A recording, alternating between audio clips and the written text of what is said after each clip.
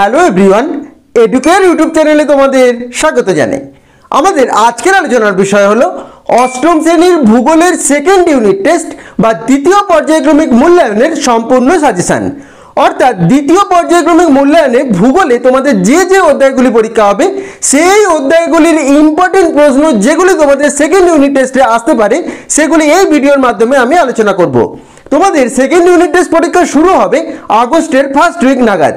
তো আমি একটু আগে থেকেই তোমাদের সমস্ত ইম্পর্টেন্ট প্রশ্নগুলি দিয়ে দিচ্ছি যাতে তোমরা এখন থেকেই ভালো করে প্রিপারেশন নিতে পারো এবং পরীক্ষায় তোমরা খুব ভালো নাম্বার পাও। তো সেই মতোই আজকে অষ্টম শ্রেণীর ভূগোলের সেকেন্ড ইউনিট টেস্টের সম্পূর্ণ সাজেশন দিয়ে দিচ্ছি। আমি প্রশ্নগুলি বলে দেবো এবং প্রশ্নগুলির পেজ নাম্বার, অর্থাৎ তোমাদের ভূগোল টেক্সট বুকে সেই পেজ নাম্বারটি ওপেন করলেই তোমরা সেই প্রশ্নের উত্তর পেয়ে যাবে। তাই উত্তর খুঁজে পেতে তোমাদের কোনো সমস্যা হবে না। প্রশ্নগুলি মনোযোগ সহকারে তোমরা দেখে নাও এবং খাতায় লিখে নিয়ে এখন থেকেই প্রস্তুত করে নাও। এই প্রশ্নগুলি প্রস্তুত করলেই কিন্তু এর মধ্যে থেকেই তোমরা 100% কমন পেয়ে যাবে। তো চলো শুরু করা যাক আজকের ভিডিওটি। অষ্টম শ্রেণীর ভূগোল সাজেশন দ্বিতীয় পর্যায়ক্রমিক মূল্যায়ন বা সেকেন্ড ইউনিট টেস্ট 2024 পূর্ণমান 25, অর্থাৎ সেকেন্ড ইউনিট টেস্ট পরীক্ষা তোমাদের 25 নাম্বারের হবে। সাজেশনটি দেখার আগে প্রথমে তোমরা দেখে নাও যে কোন কোন পার্টগুলি তোমাদের সেকেন্ড ইউনিট টেস্টে ভূগোলের অষ্টম শ্রেণীতে পরীক্ষা হবে। তোমাদের 4টি অধ্যায় পরীক্ষা হবে। প্রথমটি যেটি হবে সেটি হলো চাপবলয় ও বায়ুপ্রবাহ, এরপর মেঘবৃষ্টি এবং আঞ্চলিক থেকে পরীক্ষা হবে উত্তর আমেরিকা এবং দক্ষিণ আমেরিকা। এই 4টি অধ্যায় তোমাদের পরীক্ষা হবে সেকেন্ড ইউনিট টেস্টে। এবার প্রথম যে অধ্যায় রয়েছে চাপবলয় এবং বায়ুপ্রবাহ, এই অধ্যায়টির ইম্পর্টেন্ট প্রশ্নগুলি তোমরা দেখে নাও এবং প্রতিটি প্রশ্নের পাশে দেখো P30, P31 এইভাবে লেখা রয়েছে, অর্থাৎ এগুলি হলো পেজ নাম্বার। তোমাদের ভূগোল টেক্সট বুকের এই পেজ নাম্বারগুলি ওপেন করলেই এই প্রশ্নগুলি তোমরা পেয়ে যাবে, তোমাদের খুঁজে পেতে কোনো সমস্যা হবে না। প্রথম প্রশ্ন, বায়ুচাপ বলয় কাকে বলে? এটি রয়েছে তোমাদের ভূগোল টেক্সট বুকে 30 নাম্বার পেজে।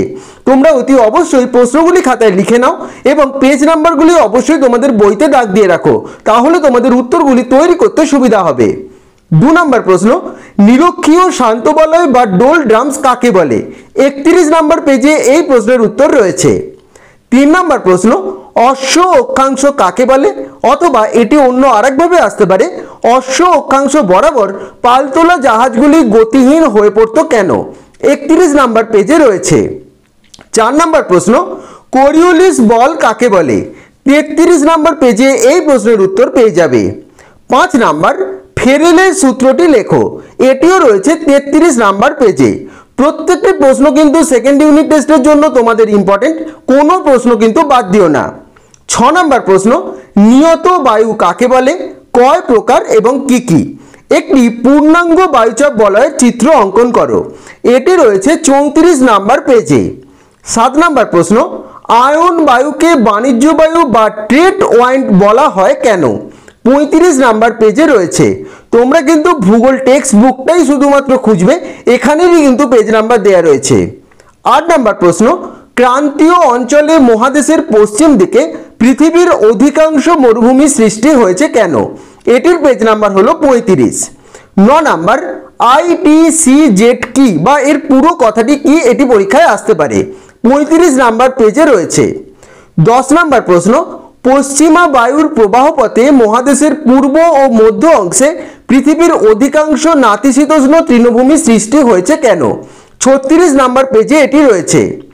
11 নাম্বার প্রশ্ন, দক্ষিণ গোলার্ধে পশ্চিমা বায়ুর গতিবেগ বেশি কেন? 36 নাম্বার পেজে রয়েছে। 12 নাম্বার, গর্জনশীল 40, ক্রোধনমত্ত 50, তীক্ষ্ণ চিৎকারকারী 60 কি? 36 নাম্বার পেজে এই 3টি উত্তরই তোমরা পেয়ে যাবে।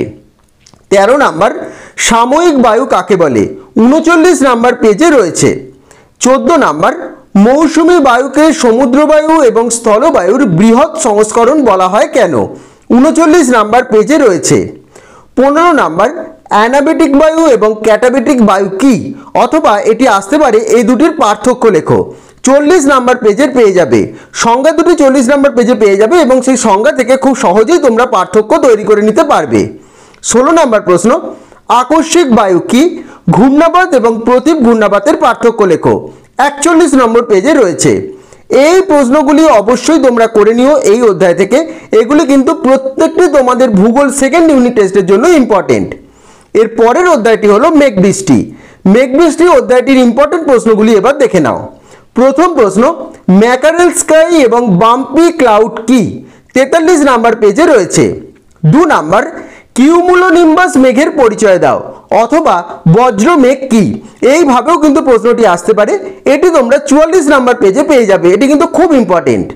3 নাম্বার, চিত্রসহ মেঘ সৃষ্টির প্রক্রিয়াটি ব্যাখ্যা করো, 45 নাম্বার পেজে রয়েছে। 4 নাম্বার, আপেক্ষিক আর্দ্রতা কাকে বলে? 46 নাম্বার পেজ। 5 নাম্বার, টিকা লেখো, পরিচলন বৃষ্টিপাত, এটিও পেয়ে যাবে 46 নাম্বার পেজে।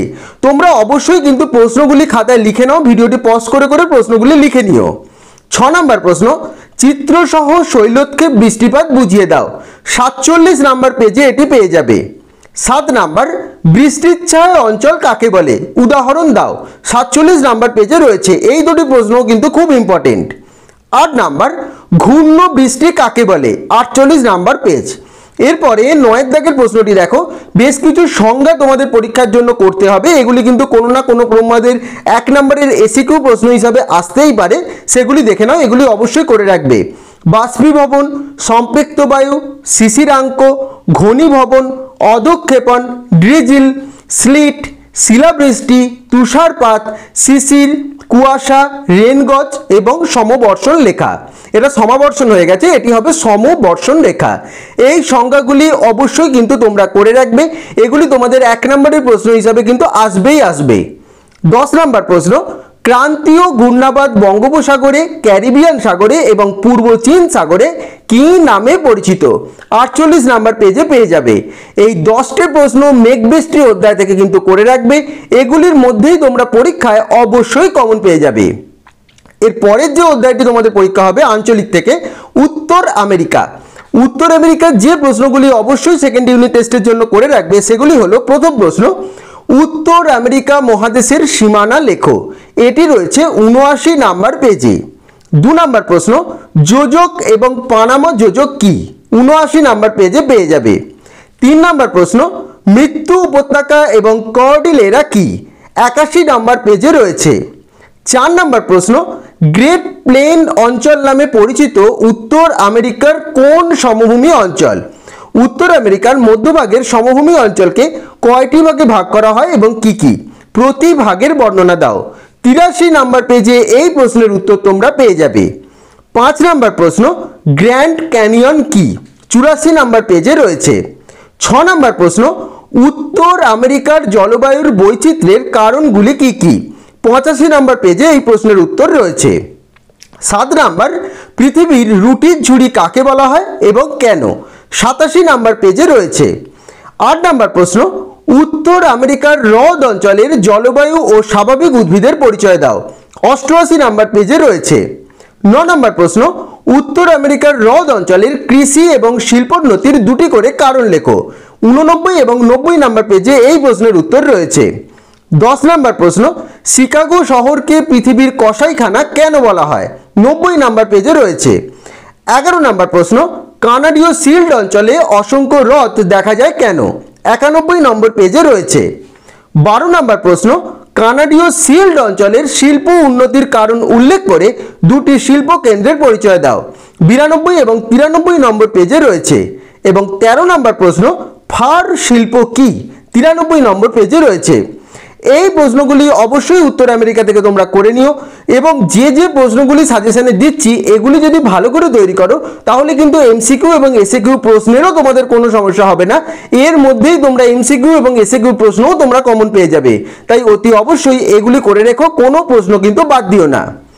এর পরের যে অধ্যায়টি তোমাদের পরীক্ষা হবে সেটি হলো দক্ষিণ আমেরিকা। এটাই তোমাদের শেষ অধ্যায়। দক্ষিণ আমেরিকার প্রথম প্রশ্ন হিসাবে করে রাখবে, দক্ষিণ আমেরিকার সীমানা লেখো, 95 নম্বর পেজে রয়েছে। 2 নাম্বার প্রশ্ন, আন্দেজ পার্বত্য অঞ্চল ভূমিকম্প প্রবণ কেন? 97 নম্বর পেজে রয়েছে। 3 নাম্বার প্রশ্ন, দক্ষিণ আমেরিকার মধ্যভাগের সমভূমি অঞ্চলের বিভিন্ন নামগুলি কি কি? এগুলি কোন কোন নদীর অববাহিকায় অবস্থিত? 97 নম্বর পেজে রয়েছে। 4 নম্বর প্রশ্ন, টিকা লেখো লা প্লাটা নদী 99 নম্বর পেজে রয়েছে এবং আমাজন নদী 100 নম্বর পেজে তোমরা উত্তরগুলি পেয়ে যাবে। অবশ্যই কিন্তু করে রাখবে, আমাজন নদীটা বেশি গুরুত্বপূর্ণ। 5 নম্বর প্রশ্ন, দক্ষিণ আমেরিকার নদীগুলির বৈশিষ্ট্য লেখো 100 নম্বর পেজে পেয়ে যাবে। 6 নম্বর প্রশ্ন, দক্ষিণ আমেরিকার জলবায়ুর বৈচিত্র্যের কারণগুলি কি কি 101 নম্বর পেজে রয়েছে। 7 নম্বর প্রশ্ন, সেলভা বনভূমির পরিচয় দাও 104 নম্বর পেজে রয়েছে। এবং 8 নম্বর প্রশ্ন, দক্ষিণ আমেরিকার শস্য ভাণ্ডার কাকে বলে এবং কেন? এই অঞ্চলের জলবায়ু এবং স্বাভাবিক উদ্ভিদ এবং কৃষিকাজের পরিচয় দাও 105 এবং 106 নম্বর পেজে পেয়ে যাবে। এই প্রশ্নগুলি দক্ষিণ আমেরিকা থেকে অবশ্যই কিন্তু করে রেখো। তো টোটাল সাজেশনটি তোমাদের অষ্টম শ্রেণীর ভূগোলের সেকেন্ড ইউনিট টেস্টের আমি দিয়ে দিলাম। এখন থেকেই এই প্রশ্নের উত্তরগুলি তোমরা তৈরি করে নাও, এর মধ্যেই তোমরা 100% কমন পেয়ে যাবে, তোমাদের কিন্তু কোনো সমস্যা হবে না। তাই অতি অবশ্যই আর ফেলে না রেখে এই প্রশ্নের উত্তরগুলি এখন থেকেই তৈরি করে নিও। প্রত্যেকটি পেজ নাম্বার আমি বলে দিয়েছি, তাই উত্তরগুলি খুঁজে পেতেও তোমাদের কোনো সমস্যা হবে না। তাও কোনো উত্তর খুঁজে না পেলে কমেন্ট করে জানাবে, আমি সেই উত্তর তোমাদের যথাযথভাবে দিয়ে দেব। এবং দরকার পড়লে ভিডিওটি প্রথম থেকে তোমরা আর একবার দেখে নিও এবং যে পেজ নাম্বারগুলি বলে দিলাম সেই পেজ নাম্বারগুলি তোমরা অবশ্যই বইতে দাগ দিয়ে রাখো, তাহলে তোমাদের উত্তরগুলি করতে অনেকটা সুবিধা হবে। এটাই হলো তোমাদের অষ্টম শ্রেণীর সেকেন্ড ইউনিট টেস্টের ভূগোলের সম্পূর্ণ সাজেশন। তো আশা করছি আজকের ভিডিওটি তোমাদের ভালো লেগেছে এবং আজকের ভিডিওর মাধ্যমে অষ্টম শ্রেণীর ভূগোলের সেকেন্ড ইউনিট টেস্টের সম্পূর্ণ সাজেশন তোমরা পেয়ে গেলে। যে যে প্রশ্নগুলি দিলাম এগুলি এখন থেকেই তোমরা তৈরি করে নিও, এর মধ্যেই তোমরা কিন্তু 100% কমন পেয়ে যাবে।